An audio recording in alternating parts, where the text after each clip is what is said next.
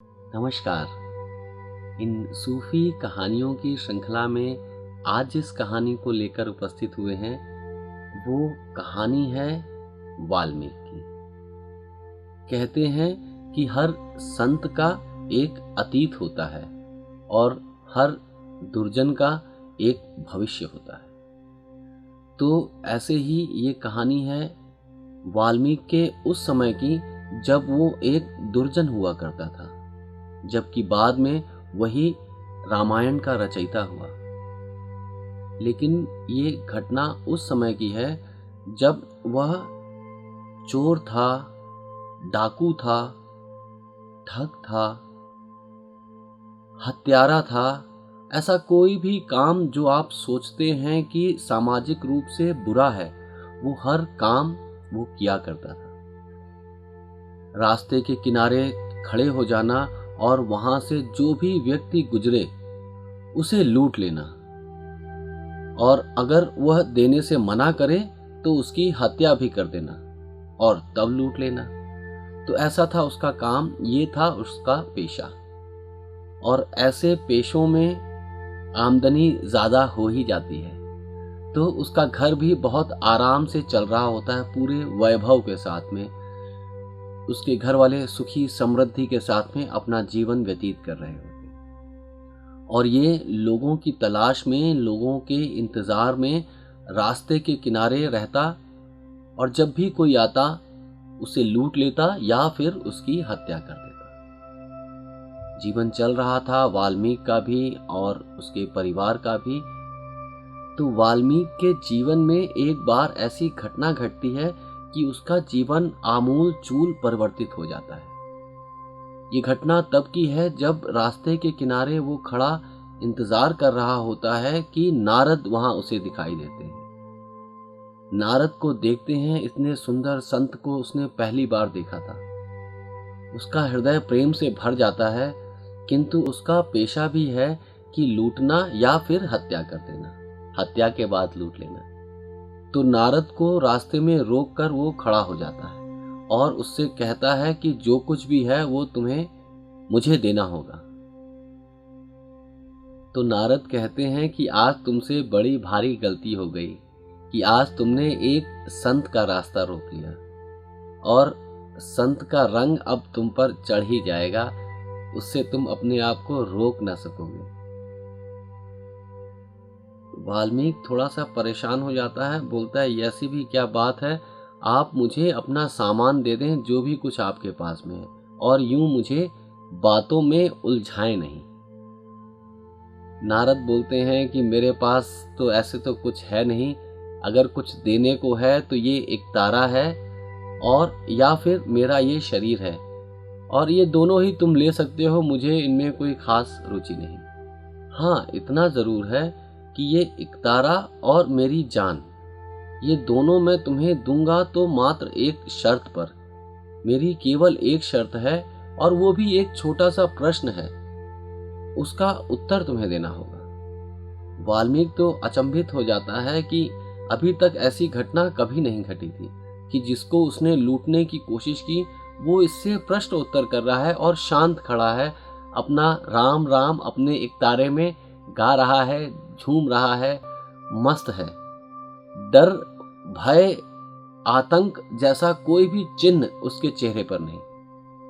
वाल्मीकि भी परेशान कि ऐसा कौन सा व्यक्ति है ये, तो उससे वो पूछने लगता है कि हाँ बताएं, क्या प्रश्न है आपका। तो नारद मुस्कुराते हैं और कहते हैं कि आखिर तुम ये हत्याएं, ये लूट पाट क्यों करते हो।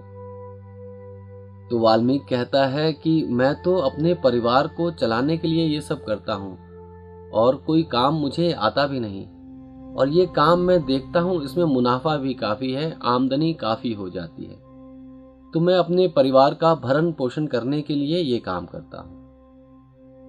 नारद उससे पूछते हैं कि अपने परिवार का भरण पोषण करने के लिए ये काम अगर तुम करते हो, तो क्या इस काम को करने के लिए उन्होंने तुम्हें कहा है। वाल्मीकि कहता है नहीं, उन्होंने तो मुझे नहीं कहा, लेकिन ये मेरी जिम्मेदारी है कि अपने परिवार का पोषण करूं, और इसलिए मैं ये काम करता हूं।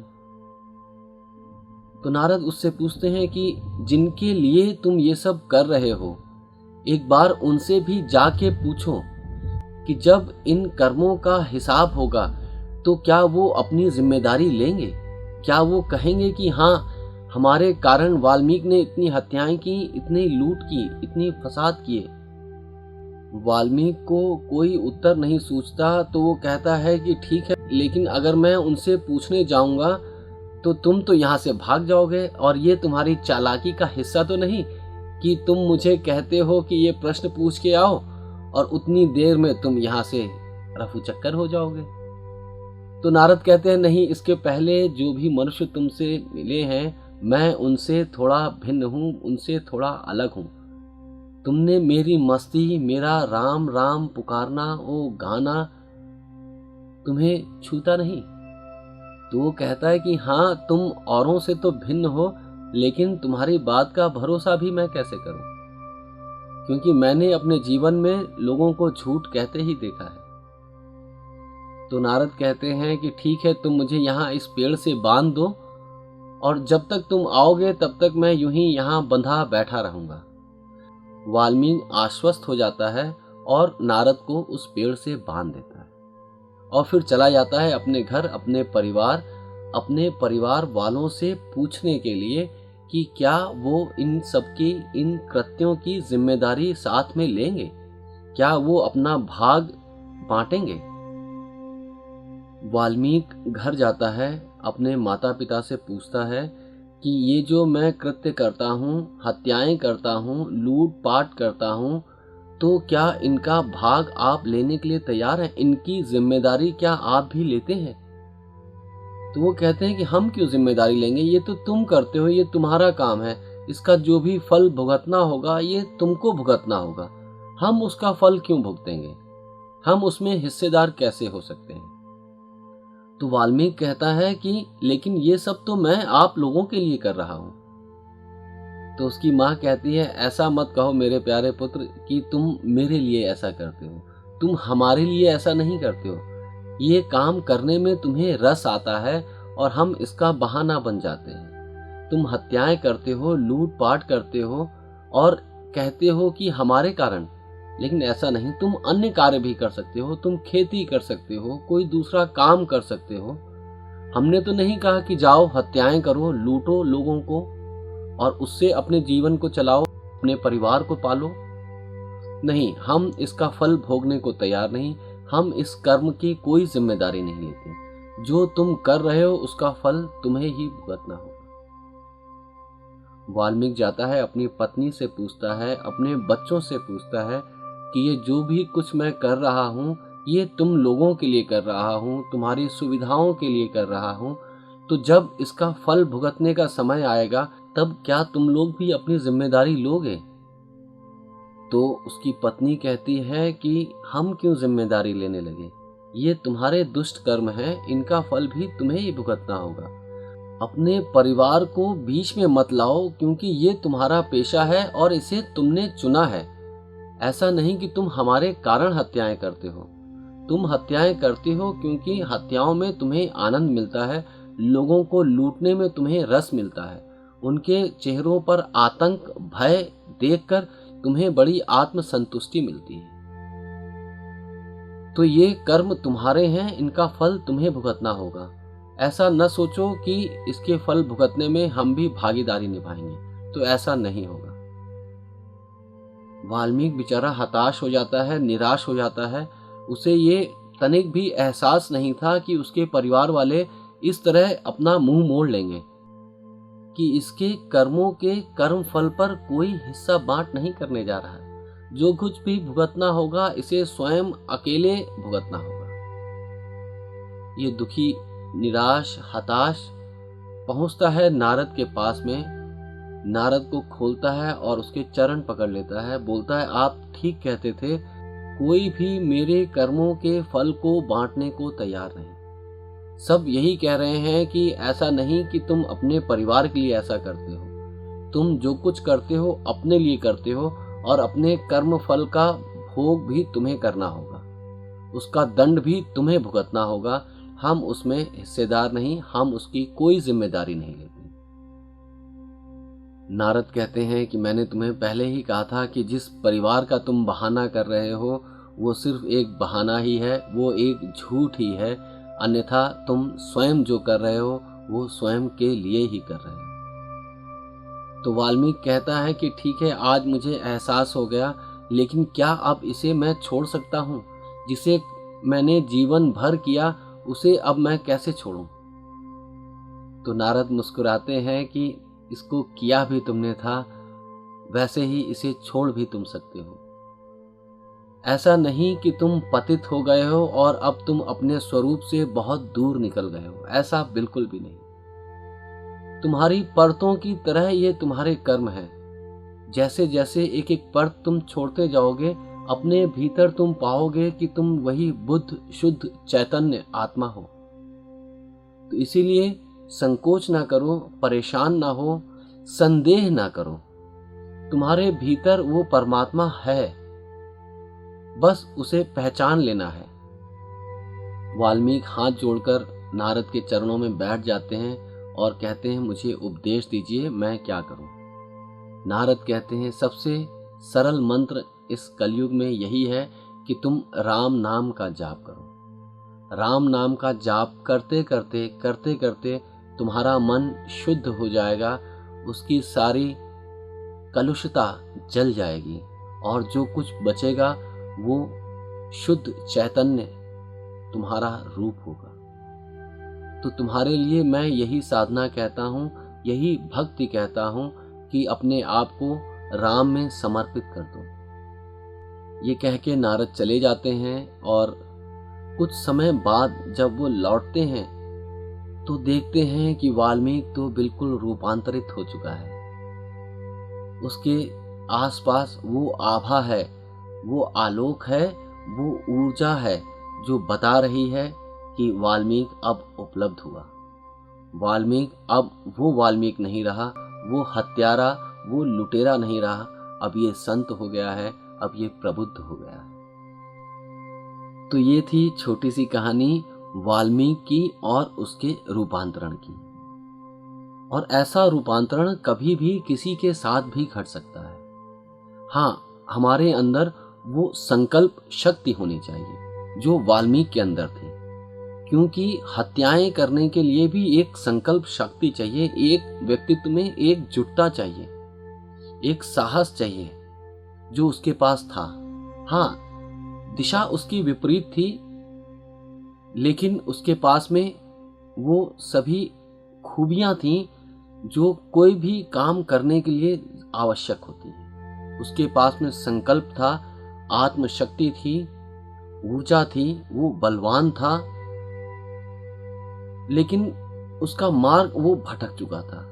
और जब नारद मार्ग प्रशस्त करते हैं, वो जब मार्ग दिखाते हैं, तो वाल्मीकि बिल्कुल बदल जाता है। अपनी पूरी शक्तियों को वो अलग दिशा में लगा देता है। उसकी वही शक्तियां रूपांतरित हो जाती हैं और वो संत वाल्मीकि बन जाता है जो रामायण लिखते हैं।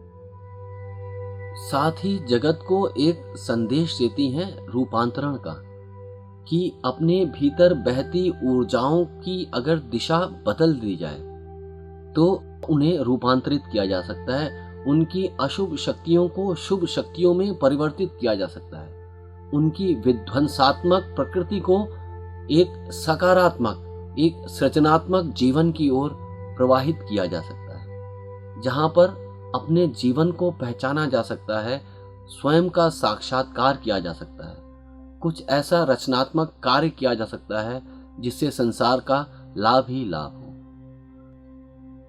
तो हम भी अपने अंधेरों को देखकर घबराए नहीं, परेशान ना हो।